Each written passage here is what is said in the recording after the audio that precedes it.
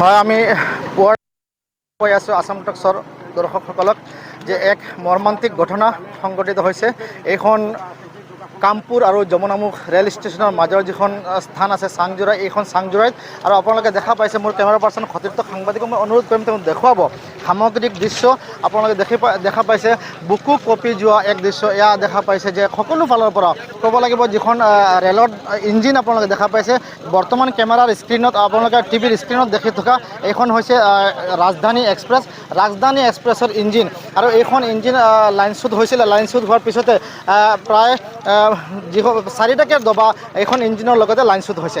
আৰু ইয়াৰ লাইনচ্যুত হোৱাৰ কাৰণ সকলোৱে গম পাইছে যে আপোনালোকে যে তেওঁলোকে ইয়াৰ পৰা প্ৰায় 500 মিটাৰ আগতে এইখনে প্ৰথমে এটা হাতীত খুন্দিছে। এটা হাতীত খুন্দোৱাৰ পিছতে এইটোকে চুচৰাই লৈ আহিছে, আৰু এইটো জাকত প্ৰায় 100তকৈও অধিক হাতী আছিলে। আৰু গোটেইখিনি হাতীৰ ভিতৰতে পৰা তেওঁলোকে 6টা হাতীত চুচৰাই বগৰাই আনি এইখিনিলৈকে 500 মিটাৰ দূৰলৈকে চুচৰাই আনিছে। যিটো ডাঙৰ হাতী আছিলে ইঞ্জিনৰ তলতে লাগি ধৰিছে, আৰু ইঞ্জিনৰ তলত লাগি ধৰাৰ কাৰণে এইটো হাতীৰ মৃত্যু হৈছে, আৰু ইঞ্জিনখন দবা লাইনচ্যুত হৈছে। আপোনালোকে দেখা পাইছে, মই পুনৰাই দেখুৱাই লৈছোঁ। আৰু যদি সম্ভৱ হয় আমি কিছু আগুৱাই যাবলৈ চেষ্টা কৰিম, কাষৰ পৰা দেখুৱাবলৈ চেষ্টা কৰিম, যিহেতু কোনো লোকে হয়তো এই মুহূৰ্তত আপোনালোকে বুকু ধৰি ৰাখিব নোৱাৰিব যি অৱস্থা আমি দেখুৱাই আছোঁ। এয়া হৈছে বৰ্তমান যিখন চাংজোৰাই অঞ্চল আছে সেইখন অঞ্চলত। আৰু মোৰ ওচৰত ইয়াতে জনসম্পৰ্কৰক্ষী বিষয়া আছে, তেওঁলোকৰ পৰা আমি সবিশেষ জানিবলৈ চেষ্টা কৰিম। ছাৰ, এয়া আছে আমাৰ উত্তৰ পূৰ্বাঞ্চলৰ মুখ্য জনসম্পৰ্কৰক্ষী বিষয়া, মই তেওঁৰ পৰা জানিব বিচাৰিছোঁ। ছাৰ, ইয়াৰ সবিশেষখিনি তথ্য আমাক জনাব যে ইয়াতে মানুহৰ কিবা বিঘিনি হৈছে নেকি, বা কিয় ঘটনা সংঘটিত হ'বলৈ পালে? হয়, এয়া এটা দুৰ্ভাগ্যপূৰ্ণজনক ঘটনা, কিন্তু সৌভাগ্যৱতভাৱে কোনো ৰেল যাত্ৰীৰ কোনো ধৰণৰ ক্ষতি হোৱা নাই। ইয়াতে কোনো মৃত্যু বা কোনো আঘাতৰ খবৰ আমি পোৱা নাই। আৰু ইয়াতে প্ৰায় যি কোচ ডবাকেইটা লাইনচ্যুত হৈছে, সেই ডবাকেইটাত প্ৰায় 200জনমান ৰেল যাত্ৰী আছিলে, আৰু সেই সকলো ৰেল যাত্ৰীক আমি আন ডবালৈ স্থানান্তৰ কৰিছোঁ। আৰু তাৰপিছত স্থানান্তৰ কৰাৰ পিছত এই লাইনচ্যুত ডবাকেইটা কাটি বাকীখিনি আমি ৰেলখন আকৌ পুনৰ চলাই দিছোঁ। আৰু এতিয়া ইতিমধ্যে ৰেলখন গুচি গৈছে, আৰু গুৱাহাটী ষ্টেচনত আমি আকৌ পুনৰ ইয়াতে নতুন কোচ আমি লগাম, আৰু নতুন কোচ লগাই আকৌ সকলোখিনি যাত্ৰী আকৌ পুনৰ তেওঁলোকৰ কোচত যাব পাৰিব। আৰু এই ঘটনাটো ঘটাৰ মূল কাৰণ এইটোৱে যে আমি যদি দেখিবলৈ পাওঁ যে আজিৰ পৰা প্ৰায় 7-8 বছৰমান আগত এনেধৰণৰ ঘটনা ঘটিছিলে, কিন্তু তাৰপিছত এইকেইটা বছৰত আমি ৰেলৰ বিভাগৰ ফালৰ পৰা বহুকেইটা পদক্ষেপ লোৱাৰ ফলত এনেধৰণৰ ঘটনা ঘটা নাছিলে।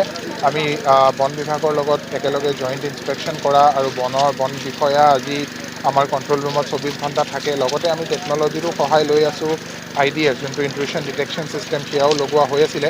কিন্তু এই সকলোখিনি হোৱাৰ পিছতো এই ঘটনাটো ঘটাৰ মূল কাৰণটো এইটোৱে যে এই যিখিনি ঠাইত এই ঘটনাটো ঘটিল, আচলতে এই ঠাইটো এলিফেণ্ট কৰিডৰৰ ভিতৰত নপৰে।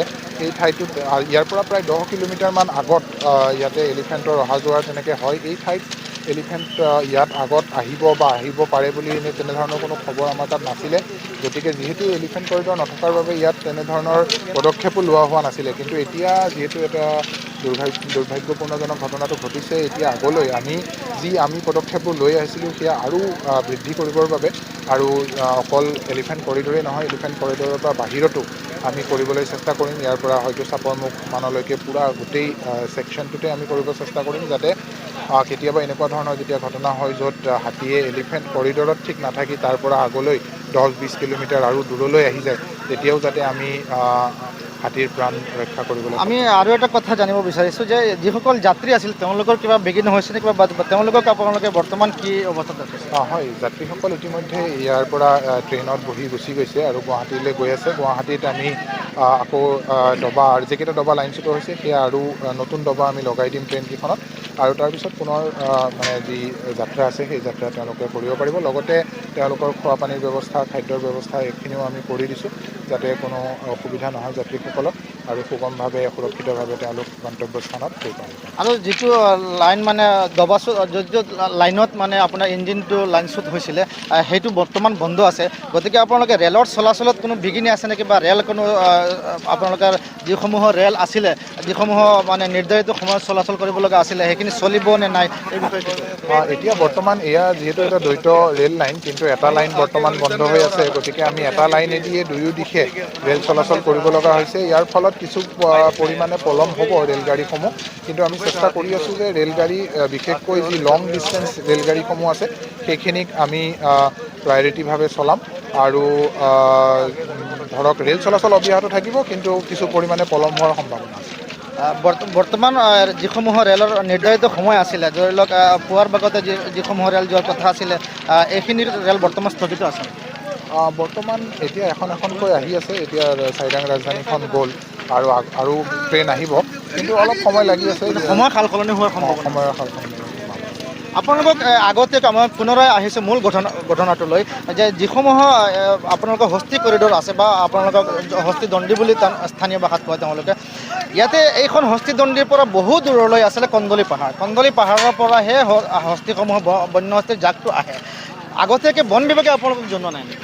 মানে এই ঠাইৰ বিষয়ে তেনেকৈ সবিশেষ জনোৱা নাছিলে। ইয়াৰ পৰা 10 কিলোমিটাৰ আগত এঠাইৰ বিষয়ে আমি খবৰ পাইছিলোঁ যে তাত হাতী থাকিব পাৰে, সেইমতে আমি তাতো পদক্ষেপ লৈছিলোঁ ইতিমধ্যে, কিন্তু এই ঠাইৰ বিষয়ে সঠিকভাৱে আমি পোৱা নাছিলোঁ।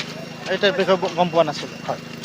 এয়া আছিলে উত্তৰ পূৰ্বাঞ্চলৰ মুখ্য জনসম্পৰ্কৰক্ষী বিষয়া কে শৰ্মা ডাঙৰীয়া, আৰু তেওঁ ইতিমধ্যে জনাইছে আপোনালোকে, আমি পুনৰাই উল্লেখ কৰিছোঁ আমাৰ দৰ্শকসকলৰ কাৰণে, যে এটা গুৰুত্বপূৰ্ণ কথা, এইখন স্থানেদি যে বন্য হস্তিৰ জাক পাৰ হৈ যাব, হস্তি কৰিডৰ বা হস্তি যে তেওঁলোকৰ স্থান পৰিৱৰ্তন কৰিছে, এই কথাটো ৰেল বিভাগৰ পূৰ্বে নিশ্চিতভাৱে বন বিভাগে জনাৰ কথা আছিলে, আৰু তেওঁ জনোৱা মতে যে বন বিভাগে তেওঁলোকক অৱগত কৰোৱা নাছিলে। হস্তি কৰিডৰ এইখন স্থানৰ পৰা আৰু 10 কিলোমিটাৰ আগতে আছিলে। যদি 10 কিলোমিটাৰ আগতে হস্তি কৰিডৰ থাকে, তেনেহ'লে নিশ্চিতভাৱে 10 কিলোমিটাৰ আগতে এইখন ৰাজধানী এক্সপ্ৰেছৰ গতি মন্থৰ হোৱাৰ জৰুৰী আছিল। মন্থৰ হোৱাটো নিশ্চিত অৱশ্যম্ভাৱী আছিলে, কিন্তু কিয় মন্থৰ কৰা নহ'ল? এইখিনিলৈকে 10 কিলোমিটাৰ পাৰ হৈ কিয় আহিবলগীয়া হ'ল? আৰু জনসম্পৰ্কৰক্ষী বিষয়াগৰাকীয়ে জনোৱা মতে যে যিখন ৰাজধানী এক্সপ্ৰেছ আছে, এইখন ৰাজধানী এক্সপ্ৰেছৰ গতি 90 কিলোমিটাৰতকৈ বেছি আছিলে। তেওঁ 90 কিলোমিটাৰ বুলি কৈছে, কিন্তু আচলতে যিসকল স্থানীয় লোক আছে তেওঁলোকে আমাক জনাইছে যে 90 কিলোমিটাৰ নহয়, 90 কিলোমিটাৰৰ বহু ওপৰত। ৰাজধানী এক্সপ্ৰেছ নিশা 2-2:30 বজাত নিশ্চিতভাৱে 90 কিলোমিটাৰত নাযায়, এইটো সকলোৱে জানে। মই পুনৰাই দেখুৱাই ল'ব বিচাৰিছোঁ আপোনালোকৰ যিসকল দৰ্শক আছে, আমাৰ দৰ্শকসকলক যি এক মৰ্মান্তিক দৃশ্য। এতিয়াও যিটো বন্য হস্তি ওলমি আছে, যিখন দবা আছে, যিখন ইঞ্জিন আছিলে, ইঞ্জিনৰ তলত সম্ভৱ হ'লে মই দেখুৱাবলৈ চেষ্টা কৰিম। এয়া আমাৰ পোনপটীয়া দৃশ্য আপোনালোকে দেখা পাইছে, যে এতিয়ালৈকে তেওঁলোকে যিটো বন্য হস্তিৰ যিটো আপোনাৰ ইঞ্জিনত লাগি আছিলে, সেই ইঞ্জিনৰ তলত যে ইঞ্জিনৰ চেপত সোমাই থকা এই বন্য হস্তিৰ অৱশিষ্ট অংশখিনি তেওঁলোকে জেচিবিৰে কাটি টুকুৰা কৰি তেওঁলোকে ওলোৱাৰ চেষ্টা কৰিছে, কিন্তু এতিয়ালৈকে তেওঁলোকে সফল হ'ব পৰা নাই। এয়া দেখা পাইছে আপোনালোকে। গতিকে এইখিনি সময়তো তেওঁলোকৰ তেওঁলোকে চেষ্টা অব্যাহত আছে। এইখিনি সময়লৈকে তেওঁলোকে ৰেল চলাচল তেওঁলোকৰ বৰ্তমান স্থগিত ৰখা হৈছে। জনসম্পৰ্কৰক্ষী বিষয়াগৰাকীয়ে জনোৱা মতে যে যিসমূহ উজনি নামনিমুৱা যিসমূহ ৰেল আছিলে, ইয়াতে যিহেতু দ্বৈত লাইন আছে, দ্বৈত লাইনতে উজনিমুৱা আৰু নামনিমুৱা ৰেলসমূহ চলাচল কৰে, কিন্তু যিহেতু এটা লাইন বৰ্তমান বন্ধ আছে, গতিকে বাকী এটা লাইনত যিটো লাইন চলিব, সেই লাইনেৰে তেওঁলোকে উজনি আৰু নামনিমুৱা ৰেল দুয়োখন চলাচল কৰাব। আৰু সেইখিনি চলাচল কৰিবলৈ যাওঁতে তেওঁলোকে ব্যৱস্থাপনা কৰিবলৈ লওঁতে তেওঁলোকৰ কাৰণে যথেষ্ট সময় লাগিব, যাৰ কাৰণে যিসমূহ ৰেল আছে, ৰেলৰ সময় সাল সলনি হোৱাৰ সম্ভাৱনা আছে। বৰ্তমানলৈকে সাময়িকভাৱে স্থগিত ৰখা হৈছে যদিও তেওঁলোকে আজি কিছু সময়ৰ ভিতৰতে এইখিনি তেওঁলোকে যিখিনি ৰেল স্থগিত আছে, এইখিনি পুনৰাই চলোৱাৰ কাৰণে ব্যৱস্থা কৰিব, অৰ্থাৎ কিছু সময় লাগিব। আমি পুনৰাই আহিছোঁ আমাৰ মূল কথাটোলৈ, যে 7টাকৈ বন্য হস্তি কিয় হত্যা কৰা হ'ল। আমি এইখিনিক হত্যা ক'ব লাগিব, যিহেতু ইয়াতে গাফিলতিৰ কাৰণে, কাৰোবাৰ নহয় কাৰোবাৰ গাফিলতিৰ কাৰণে এইখিনি বন্য হস্তিয়ে তেওঁলোকে প্ৰাণ আহুতি দিবলগীয়া হৈছে। 7টাকৈ বন্য হস্তিৰ মৃত্যু হোৱা সাংঘাতিকতা ইয়াত কোনো সৰু কথা নহয়। এটা বন্য হস্তিৰ মৃত্যু হোৱা য'ত সাংঘাতিক বুলি ক'ব লাগিব আমি। কিন্তু এইখিনি কিয় হ'ল? বন বিভাগৰ লোকৰ অমনোযোগিতাৰ কাৰণে, নে গাফিলতিৰ কাৰণে, নে ৰেল বিভাগৰ গাফিলতিৰ কাৰণে? ইয়াৰ নিশ্চিতভাৱে এক তদন্তৰ বিষয়, অনুসন্ধানৰ বিষয়। ইতিমধ্যে জনসম্পৰ্কৰক্ষী বিষয়ে আমাক আসাম টক্সৰ দৰ্শকসকলৰ কাৰণে জনাইছে যে তেওঁলোকে ইতিমধ্যে এক তদন্ত ঘোষণা কৰিছে। তেওঁলোকৰ প্ৰিলিমিনাৰী যিটো ইনকুৱাৰী আছে, তেওঁলোকে কৰি আছে। ইনকুৱাৰীৰ পিছত গম পোৱা যাব যে কিহৰ কাৰণে হৈছিলে, চালকৰ ভুলৰ কাৰণে হৈছিল নে আন কোনো ভুলৰ কাৰণে হৈছিলে। কিন্তু এই কথাটো ঠিক যে এইটো এখন স্থান হস্তি কৰিডৰ কোনোবাই মানক বা নামানক 2017 চনতে কিন্তু এইখন স্থানতে বন্যহস্তীৰ মৃত্যু হৈছিলে ৰেলৰ খুন্দাত বন্যহস্তীৰ মৃত্যু হৈছিলে সেই তেতিয়াতে এইখন স্থানকে হস্তি কৰিডৰ ঘোষণা কৰা হৈছে জনসম্পৰ্কৰ বিষয়াগৰাকীয়ে কৈ আছে যে ইয়াৰ পৰা 10 কিলোমিটাৰ আগতে হস্তি কৰিডৰ আছে কিন্তু ইয়াৰে স্থানীয় ৰাইজে কৈ আছে যে এইখনেই আছিলে হস্তি কৰিডৰ যিয়েই নহওক 10 কিলোমিটাৰ আসাম টক্স আপোচবিহীন অসম কণ্ঠ